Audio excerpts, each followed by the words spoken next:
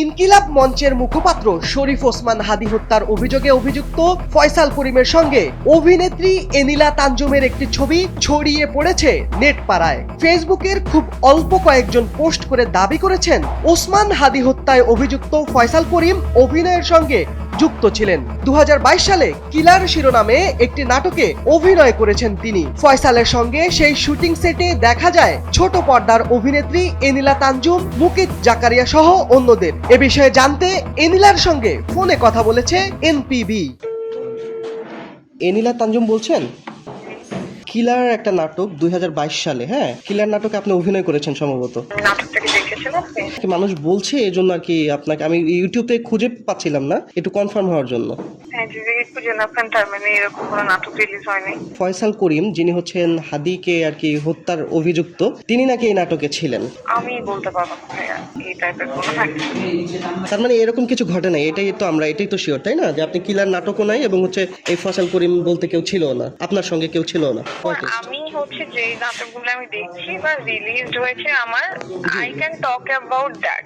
আচ্ছা, হ্যাঁ, সেটা নিয়ে আমি কথা বলতে পারি, বা যেই কাজগুলো রিলিজ হয়েছে বা আপনারা দেখেছেন, আপনি যে আমাকে নাটকের কথা বলেছেন, আপনি নিজেই বলছেন খুঁজে পাচ্ছেন না, বা আপনি দেখেননি, তাহলে আমি কিভাবে দেখবো বলেন? আমি নিজেও দেখি নাই, আমি যেটা দেখি নাই সেটা নিয়ে আমি। আচ্ছা, আমার প্রশ্ন কিন্তু এটা ছিল না যে কোনটা রিলিজ হয়েছে। রিলিজ না হওয়া নাটকগুলো আপনার কাজ, যদিও রিলিজ হয়নি। কিলার নাটক যেটা রিলিজড হোক আনরিলিজড হোক, টু দা পয়েন্ট, আপনি অভিনয় করেছিলেন কিনা আমি মনে পড়ছে না আমার, কারণ আমি তো অনেক নাটকে কাজ করি, বা আমার এই বছরের অনেক কাজই আমি এখন পর্যন্ত দেখিনি।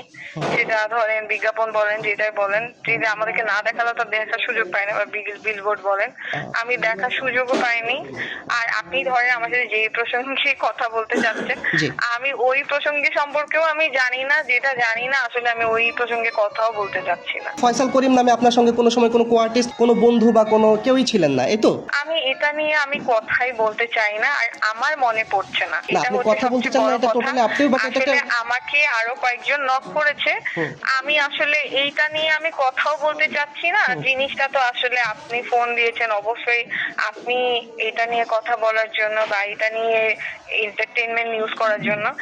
আমি আসলে যেটা আমরা তো অনেকের সাথেই কাজ করি, এখন কে কোথায় কিসের সাথে জড়িত পার্সোনালি আমরা অনেককেই চিনি না, সেখানে ধরেন আমার সাথে হয়তো বা অনেক কো আর্টিস্ট থাকতে পারে, কো অ্যাক্টর থাকতে পারে, এভরিডে লাইফে অনেকের সাথে দেখা হতে পারে, তাই না? আমাকে সবাইকে ভালোভাবে চিনি, হয়তো একবারই কারোর সাথে আমার হয়তো বা দেখা হয়েছে বা 2-3বারও দেখা হয়েছে, তাই বলতে আমি তো আর হোল ম্যাটারটা আমি আসলে বলতে পারবো না, আমি জানিও না। এখন আমাকে অনেকে, আপনি যে জন্য কল করেছেন, আমাকে অনেকে নক করেছে, আমি এটা নিয়ে আসলে এই ধরনের ম্যাটার নিয়ে আমি কখনো অন্য কোনো ম্যাটার নিয়ে এইসব টপিকে আমি কথাই বলতে চাই না, যেটাতে আমি আসলে ইন্টারেস্টেড না।